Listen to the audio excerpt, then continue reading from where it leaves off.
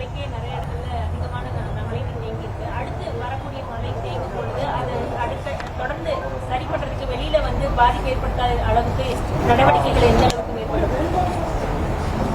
மழைநீர் வாய்க்கால்களில் மழைநீர் தேங்குவதை உடனடியாக வெளியேற்றுவதற்கு வேண்டிய பணிகளை நம்முடைய மாநகராட்சி நிர்வாகம் செய்து கொண்டிருக்கிறது. இப்பொழுது கூட நம்முடைய மாண்புமிகு துணை முதலமைச்சர் அவர்கள் அந்த மழைநீர் வார்கால் பகுதிகளை பார்வையிட சென்றிருக்கிறார்கள். அரசாங்கம் துரித கதியிலே எல்லா விதமான நடவடிக்கை எடுத்து பொதுமக்களுக்கு சிரமம் இல்லாத சூழ்நிலையை இந்த அரசாங்கம் உருவாக்கும். மாவட்ட ஆட்சித்தலைவர்களுக்கு எவ்வளவு மழை பெய்திருக்கிறது, நேற்றுக்கு இன்றைக்கு காலை வரை எவ்வளவு மழை பெய்திருக்கிறது, அந்த மழையின் அளவுக்கு ஏற்றாற் போல நாம் முன்னெச்சரிக்கை நடவடிக்கை எடுத்திருக்குமா என்பதையும், அதே போல பொதுமக்கள் தங்க வைப்பதற்கு சரியான இடங்கள் தயார் செய்யப்பட்டிருக்கா என்பதையும், அவர்களுக்கு வேண்டிய உணவு பால் போன்றவையெல்லாம் தயாராக இருக்கா என்பதையெல்லாம் மாண்பு முதலமைச்சர் நேரடியாக ஒவ்வொன்றையுமே அவரே நேரடியாக கேட்டு மாவட்ட ஆட்சித்தலைவர்களிடம் கேட்டு தெரிந்து கொண்டார்கள். தெரிந்து கொண்டது மட்டுமல்லாமல் அது தயாராக இருக்க வேண்டும் என்ற எச்சரிக்கையும் சொல்லியிருக்கிறார்கள்.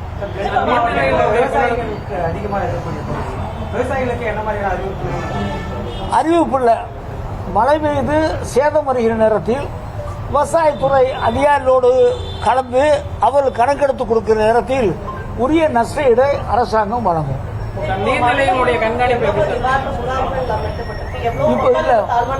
இப்ப இதுவரைக்கும் அந்த அளவுக்கு நம்ம நிவாரண முகாம் வைக்கக்கூடிய அளவிற்கு மழை இல்லை.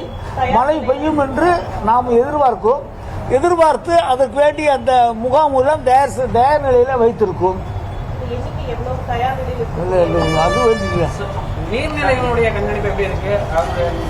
நீர்நிலையில நம்முடைய பொதுப்பணித்துறையிலிருந்து அவர் கண்காணிக்கிறார்கள்.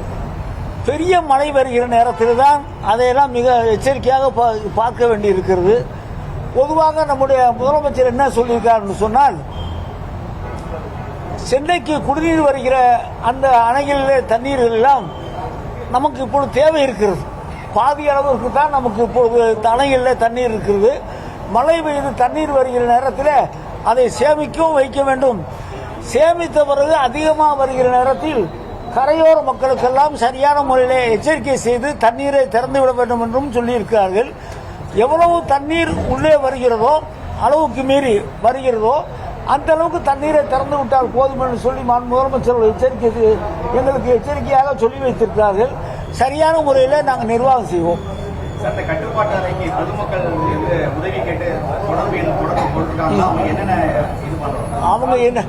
அவங்க என்ன உதவி கேட்கிறாங்களோ, கட்டுப்பாட்டு அறைக்கு தொலைபேசி வருகிற நேரத்தில் என்ன உதவி கேட்கிறார்களோ நாங்கள் அதை அந்த துறைக்கு தொலைபேசி மூலமாக சொல்லி, யார் தொலைபேசி மூலமாக எங்களோட தொடர்பு கொண்டார்களோ அவருடைய தொலைபேசி நம்பரையும் கொடுத்து அவர்களோட தொடர்பு வைத்து அந்த பணியை நிறைவேற்றக்கூடிய சூழ்நிலையை உருவாக்குகிறோம்.